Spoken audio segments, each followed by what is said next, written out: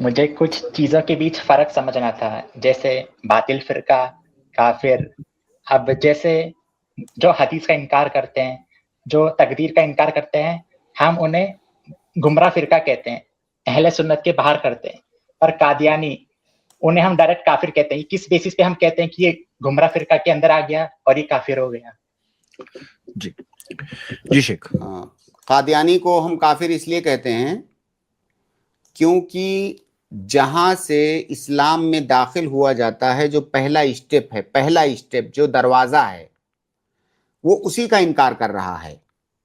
یعنی وہ داخل ہی نہیں ہوا. اور ایک دوسرا انسان ہے جس نے شہادتین کا اقرار کیا ہے، اللہ تعالیٰ کی وحدانیت کا اقرار کیا، نبی صلی اللہ علیہ وسلم کے آخری نبی ہونے کا اقرار کیا. اس کے بعد اس کے یہاں کچھ منحرف افکار موجود ہیں، جیسا کہ آپ نے بتایا تقدیر کے بعض مسائل کا میں وہ منحرف ہے.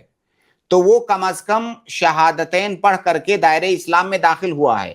یہ جو قادیانی ہے، یہ اسی بات کا انکار کر رہا ہے جس کا اقرار کر کے اسلام میں داخل ہونا ہے. سمجھ رہے ہیں دونوں میں فرق؟ قادیانی اسی بات کا انکار کر دے رہا ہے جہاں سے اسلام میں داخل ہوا جاتا ہے، تو ہونے سے پہلے ہی اس نے انکار کر دیا. اور یہ جو دوسرا شخص ہے، یہ اسلام میں داخل ہوا ہے لیکن اس کے ہاں کچھ منحرف افکار پائے جاتے ہیں. تو دونوں میں فرق ہے. پر قادیانی مانتے تو ہیں کہ ہمارے محمد رسول اللہ ہے، پر وہ یہ بھی مانتے کہ ایک اور نبی ہے. مطلب لا الہ الا اللہ محمد رسول اللہ کو مانتے ہیں. وہ ہم کو کیا ماننا ہے؟ نبی صلی اللہ علیہ وسلم کے بارے میں ہمیں کیا ماننا ہے؟ ہمیں ماننا یہ ہے کہ وہ اللہ تعالیٰ کے آخری رسول ہیں. ہمیں یہ ماننا ہے، صرف یہ نہیں ماننا کہ اللہ کے رسول ہیں. ہمیں ماننا ہے کہ وہ اللہ کے آخری رسول ہیں.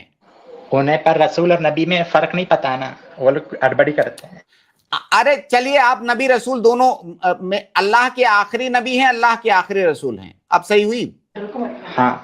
وہ یہ بات نہیں مانتے ہیں. وہ تو مانتے ہیں کہ اللہ کے نبی صلی اللہ علیہ وسلم کے بعد قادیانی جو ہے نبی یا رسول بن کر کے آیا، تو وہ یہ بات مانتے ہیں. تو اللہ کے نبی صلی اللہ علیہ وسلم کی رسالت کا وہ ایک طرف سے انکار کرتے ہیں، اللہ کے نبی صلی اللہ علیہ وسلم کے آخری نبی ہونے کا وہ انکار کر رہے ہیں. ہاں جی تو بات سمجھ رہے ہیں نا بھائی؟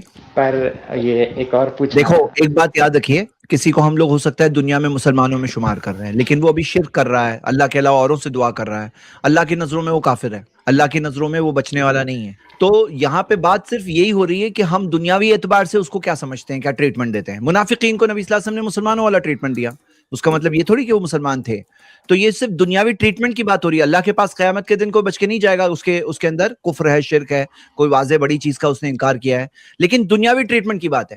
تو یہاں پہ قادیانیوں کا معاملہ ایسا ہے نا کہ ایک چیز ہوتی ہے جسے معلوم من الدین بالضرورہ، ایسی چیزیں جس میں کوئی اختلاف نہیں، مسلمانوں کا اتفاق ہے، کوئی اس میں تعویل کی گنجائش نہیں ہے، کوئی اس میں وہ نہیں ہے. تو یہاں پہ ایسی چیز کے لیے نان مسلم کافر کہتے ہیں، اور اتفاق بھی ہے اس میں. ہاں تو یہاں پر ہم صرف دنیاوی ٹریٹمنٹ کی بات کر رہے ہیں. اللہ کی نظروں میں کیا ہوگا، کوئی بچ کے نہیں جانے والا. اسی لیے ہمیں اپنے عقیدے کو درست کرنا چاہیے، گمراہیوں سے بچنا چاہیے اپنی آخرت کے لیے.